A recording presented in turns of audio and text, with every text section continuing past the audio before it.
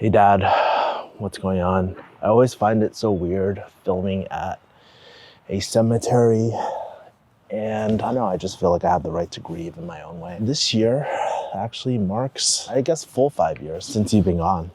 And I don't know, I just feel like it's a new milestone kind of in our relationship and just in my life too. Anyways, as I'm sitting here, I really can't believe that it's been 5 years since you were gone. Honestly, it just seemed like yesterday when we were both sitting in the hospital before your surgery, the surgery that unfortunately you didn't get, you didn't come out alive with.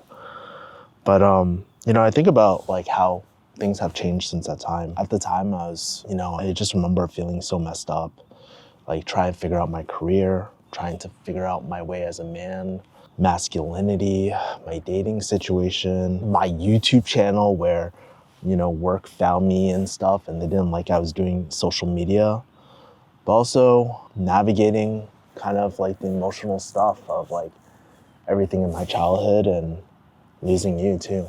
That really was not an easy time for me at all. And coming back here 5 years later, I wouldn't say my life has drastically changed, but I feel like the thing I'm most proud of is that I'm a very, very different person. Not only on the inside of like emotional regulation, not being a dick to people, having more empathy, but I think like over the last 5 years, some milestones that I got to celebrate with you was really actually taking the lead to quit pharmacy. You were a huge inspiration. That last conversation that we had at the hospital really changed the trajectory of my life. Diving into like YouTube and just making a lot of friends around the world. And also, I think you'd be very, very proud of me because I'm not as crazy as I used to be, or as the kids say, ratchet. They don't even say that anymore. But I just feel like more emotionally regulated. I think in the past, just because of our relationship and maybe a lack of relationship, I always felt the need to seek attention from others. And, I really didn't know what I was doing back in the day or what was going on the inside.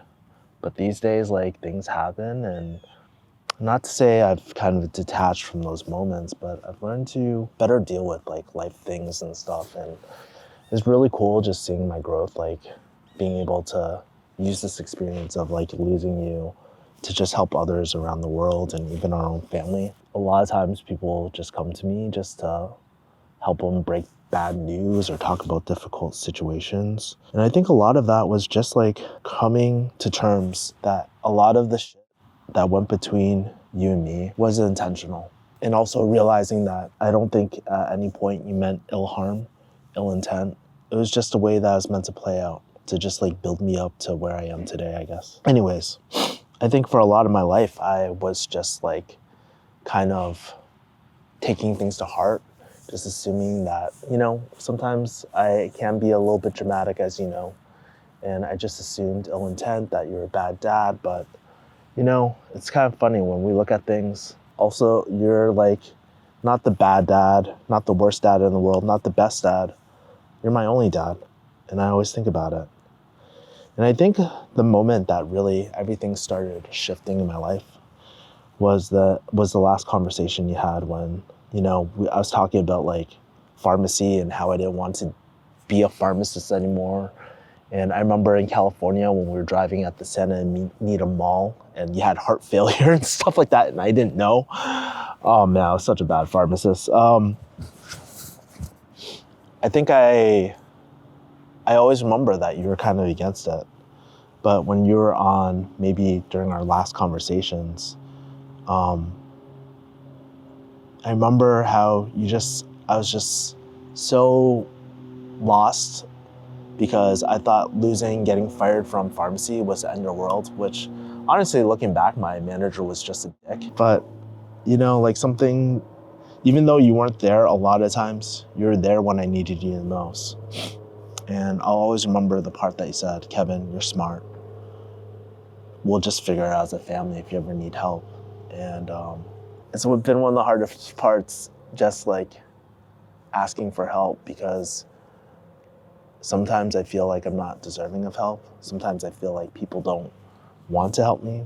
As weird as it is, even though you're physically not here anymore, a part of it feels like you're here in my corner. A part of it feels like I was meant to kind of struggle and go everything with you, to have that hard lesson that people do change.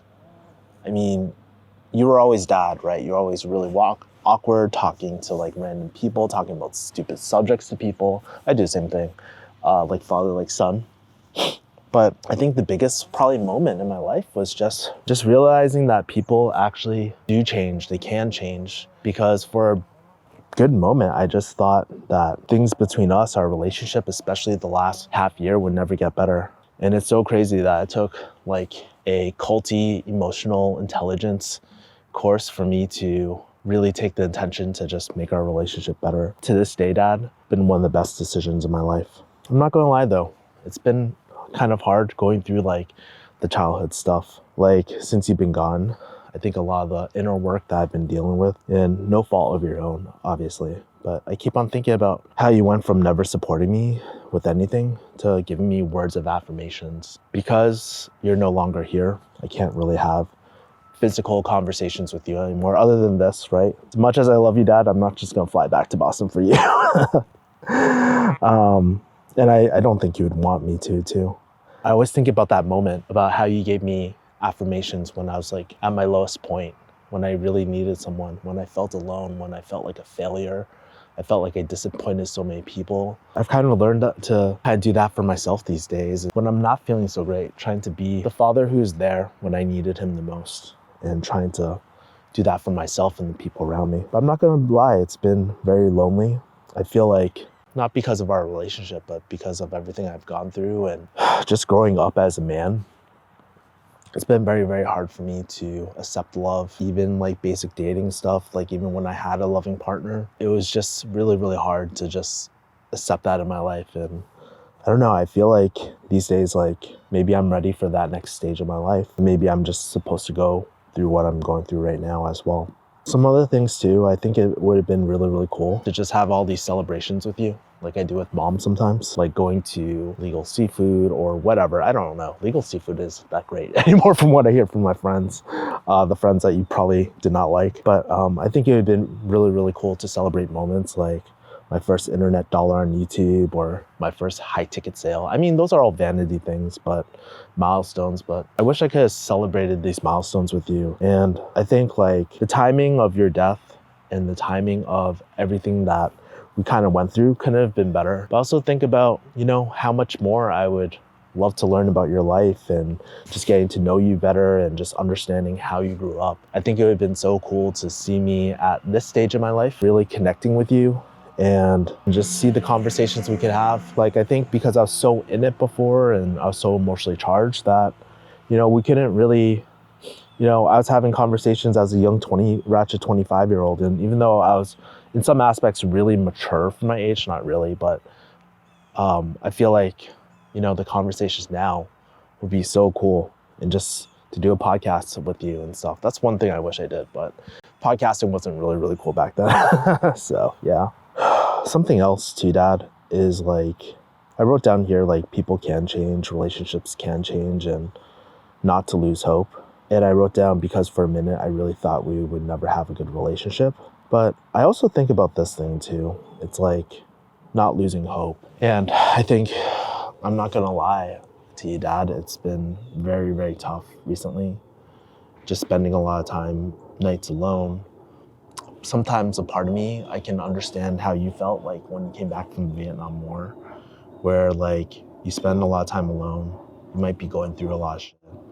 And even though you have loving people around you, I just don't want to reach out to people sometimes. And especially when I went through the breakups and feeling setback after setback with the business last year, and just finding myself this year, I realized how therapeutic that is sometimes too. You know, people might call you a loner or whatever, antisocial. I think I'll always be social, Dad. You know that. But in some ways, going through what I did too helped me empathize with what you're going through with everything, like with losing your dad. I don't know what you went through the Vietnam War. I know you've always been kind of a little bit touchy about that. But yeah. I remember one of the things that you used to say was like, not all the people who think are your friends are your actual friends. And this has been so true. I can't tell you the amount of people that have burned me, lied to me, and I can't imagine some of the stuff that you've kind of gone through as well, you know? It's been very, very true for me. And something I realize now is that everyone is fighting a battle that others can't see. And that's just like how I feel a lot of times too. A lot of people don't see my struggle. I don't expect them to see those things too. And I just want to say I don't blame you for not being there for me.